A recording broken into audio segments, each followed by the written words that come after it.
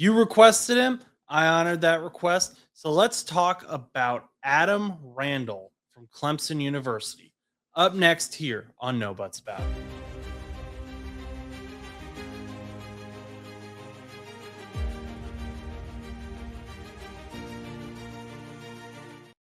What's up, guys? You're watching No Buts About It. My name is Josh Butts, the host of the show. And just full housekeeping type thing. I messed with the camera for as long as I could. The lighting today is not being my friend. I am in the process of getting a better room for this, but just bear with me. Just ignore this. I got real dark. I promise I'm not this red. It was rough. I spent like 20 minutes on it and I just gave up. So here we are. But anyway, Adam Randall. Now, if you haven't heard about Adam Randall, don't feel bad. I'd heard his name, hadn't really looked into him a ton. He's not a huge prospect, but someone did comment asking me to look into him, and I couldn't find that comment. I was going to shout them out, so I apologize. If you were the one who suggested him, please comment down below. Let me know, because I wanted to give you credit. But anyway, let's just get right into it now that we've taken care of all that. So Adam Randall, like I said, is from Clemson. He's a running back, 21 years old, young guy, 6'3", 232 pounds. And you might be thinking, hey, that's kind of big for a running back. And we're going to get into that here. So he actually wasn't a running back until his senior year of college. He came in as a wide receiver. And that's going to go in a lot into this review as well. So just keep that in mind. Did not play wide receiver in college until his senior year. So we've heard of that transition happening before. It's one of the more common positional changes we see. But I do think it is noteworthy that he's only spent one season at the position. So we're going to take that into account here. So 814 rushing yards. He had 1,068 total yards, 10 rushing touchdowns, and a total of 13 touchdowns. So he added 3 receiving touchdowns to it, and 4.8 yards per rushing attempt, which is actually pretty decent. Not great. 4.8 isn't amazing, but it's also not bad. It's not terrible. There are definitely worse numbers that we could see out there. Overall here, we've got his RAS, shout out Math Bomb, for this graphic, that, he's clearly a very athletic player. The dash and stuff, the splits are unofficial and projected, but very athletic, had a great broad jump, had a great vertical, fantastic height, fantastic weight, fantastic bench, very strong player for the position as well. And that's something, we'd like to see more. Again, he's going to be a very raw prospect, and you're going to discover that a lot as we continue to discuss this more. 9.49 unofficial out of 10. So good numbers there is in terms of measurables. But if you're like me, measurables, the numbers don't really mean a whole lot, because, you can look at the numbers and be like, okay, cool, they're good. But like, where does that compare? So let's look at his combine overall. So 40-yard dash, he ran a 4.5, and that was similar to Leonard Fournette's time, to give you an NFL player who was similar or exact. I did that for each of these sections. His 10-yard split was 1.6. That's about what Woody Marks ran last year. His vertical was 37 inches, and that was 5th among players who tested, according to NFL.com. Some big names here that matched up with that: Derrick Henry, Christian McCaffrey, Zach Charbonnet. So fantastic numbers there. I mean, that's great company to be in, especially Derrick Henry and Christian McCaffrey, especially if we're going into talking about kind of that receiver back role. Christian McCaffrey is arguably, even inarguably, I would say, the best at that in the league right now. Broad jump, 10 foot 4 inches. He tied for 4th with Price, who also is in this class. Notre Dame's lesser known running back. 20-yard shuttle, 4.53. He was number 4 in this class. Dalvin Cook ran that. And then his bench was fantastic, 26 reps. That was number one in this class. And that's what Chase Brown got. So good numbers, great measurables, great combine. Everything's looking really good, but he's gonna fall a little bit. He's gonna fall. Um, and what I want us to kind of look at here when we go over the film is look at the way he stands up. He gets to the line and he doesn't, run with his shoulders forward. He tends to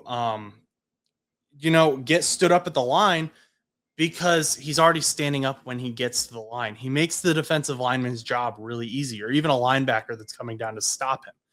And that's something that he's going to need to learn to not do. He needs to get low, get his pads low. He's really strong. We just talked about that. Use that muscle to power through. However, we'll also look at the way he cuts. He cuts really well too. He makes players miss tackles. We see that wide receiver kind of come out in him when he's running, especially in open field. If he can get into a zone scheme where, he's got these blockers and that's another thing he's got to work on is learning how to follow his blockers. But if he gets out into open field and he's not, going up the middle all the time, he can be a really, really dangerous threat. I could see him being used a lot on screens. I think he is going to be really fun for an offensive-minded coach. And the guy that I'm kind of reminded of, not in build, but more so just concept, is Cordero Patterson. If you'll recall, Cordero Patterson was a wide receiver turned running back as well. And he kind of got moved into what was called a joker role or a J role by Arthur Smith with the Atlanta Falcons back in 2023. He also followed Arthur Smith to the Steelers when Smith became the Steelers offensive coordinator. So it'd be interesting to see if a team decides to use Adam Randall in a role like that.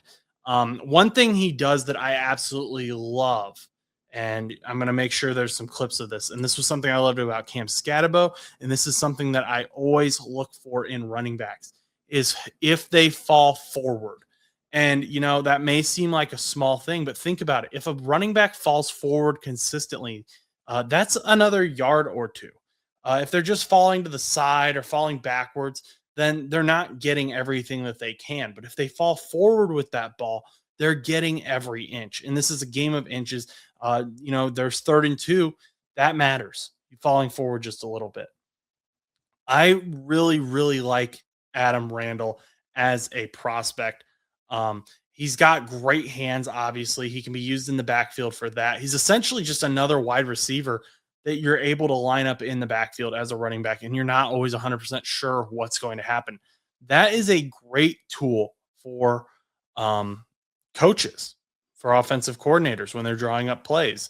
You could have him just run a wheel route, and it opens up your wide receiver one, whoever that is. He honestly just brings a really, really unique skill set to this offense, any offense. He creates man coverage mismatches, and like I said before, falls forward for extra yards. Weaknesses: he doesn't get low through the line of scrimmage, which causes him to get stood up. I'd like to see him be more decisive when he makes decisions, but when he's still learning. That's the problem here. We're not seeing, a ton of tape of him as a running back. And even in Clemson, after he had transferred to the running back position, he was used in the passing game a lot. So his hands are pretty reliable. He's also not used in a lot of blitz pass protection. So he doesn't have a ton of experience there, at least that I've seen. So that may cause him to fall as well. I think he'll fall to round 5 or round 6. Maybe a team takes a swing on him in round 4 if they like maybe some special teams angle, or maybe they've already got an idea of what to do with him. I don't really have any ideas of teams that may go for him because this is just such a unique position. Really, any team could use him. I was kind of thinking the Rams, just because Blake Corum isn't, been extended yet, but Blake Corum is also Arthur Smith's old offensive coordinator is the assistant offensive coordinator with the Rams now, and Sean McVay likes to do creative stuff like this. But I don't think this would be more Kyron Williams' role, and he's been extended, I believe, so through 2028. So that I don't think that's going to happen. But just any team, I think, could use this guy, and even if a team ends up with someone like Jeremiah Love, I could still see them going for Adam Randall just because he is such a unique player. I don't see him as a pure running back in this draft. His frame is that of a wide receiver. He's got the feet of a wide receiver. He has the ball security of a running back, though. He has speed. He has strength. If he just gets low, I think that ups his game a ton.